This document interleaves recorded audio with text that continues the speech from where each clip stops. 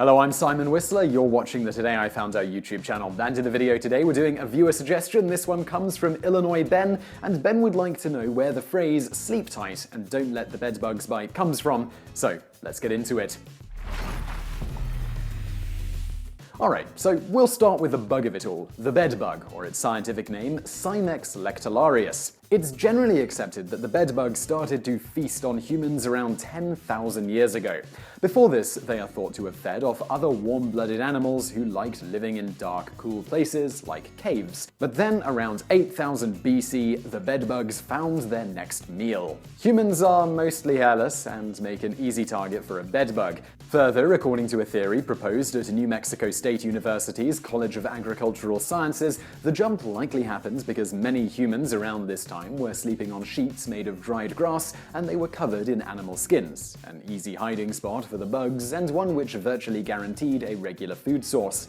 Bedbugs have been biting humans ever since. For instance, archaeologists have found fossilized bedbugs in human dwellings in Egypt dating back around 3,550 years. The ancient Greek playwright Aristophanes wrote about them in two of his plays. They are spoken of in the Jewish Talmud. Even Roman philosopher Pliny wrote about bedbugs in his 77 AD work, The Natural History, saying that their bites could heal snake bites, ear infections, and other blood ailments, or perceived blood ailments. They would do this by sucking out the bad blood. Bedbugs are usually associated with places that are generally kept somewhat less than clean. While this isn't always the case, it certainly was when people began traveling from one place to the next. Most relevant to the sleep tight saying, bedbugs thrived in America with the advent of the railroad.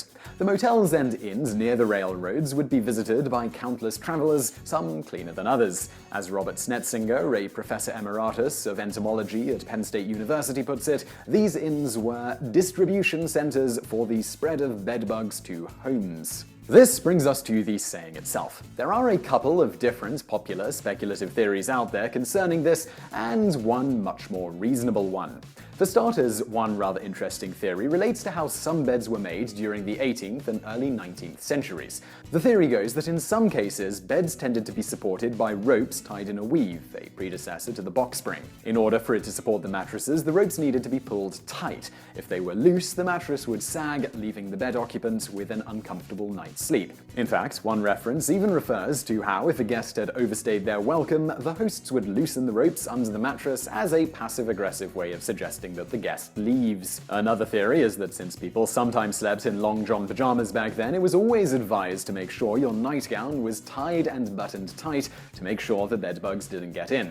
The accuracy of either of these notions aside, it turns out there is a slightly more mundane origin for why it's sleep tight. Specifically, as noted by the Oxford English Dictionary, among others, tight adverb is tightly, which at the time was just another word for soundly. So essentially, to sleep tight just meant to sleep soundly or to sleep well. The first known usage of something like sleep tight, don't let the bedbugs bite dates to 1881, though the word bed is left out. In the book Boscobel, the novel by Emma M. Newton, a nurse tells children, good night, sleep tight, and don't let the buggers bite. In this case, buggers could mean other bugs like mosquitoes, spiders, etc. Next, in the 1884 work Boating Trips on the New England River by Henry Parker Fellows, a little girl tells boaters that she hopes they may sleep tight where the bugs don't bite.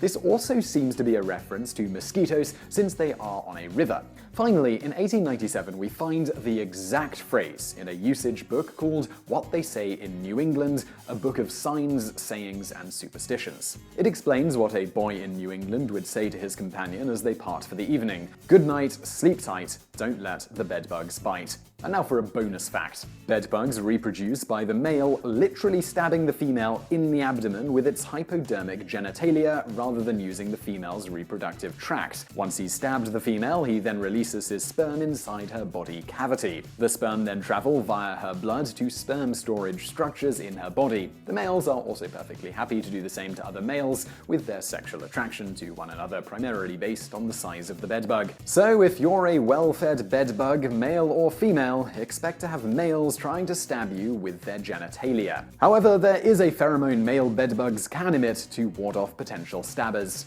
So I really hope you found that video interesting. If you did, please do hit that like button below and don't forget to subscribe if you haven't already. Also, over there on the right, a couple of other videos that you might enjoy if you enjoyed this one.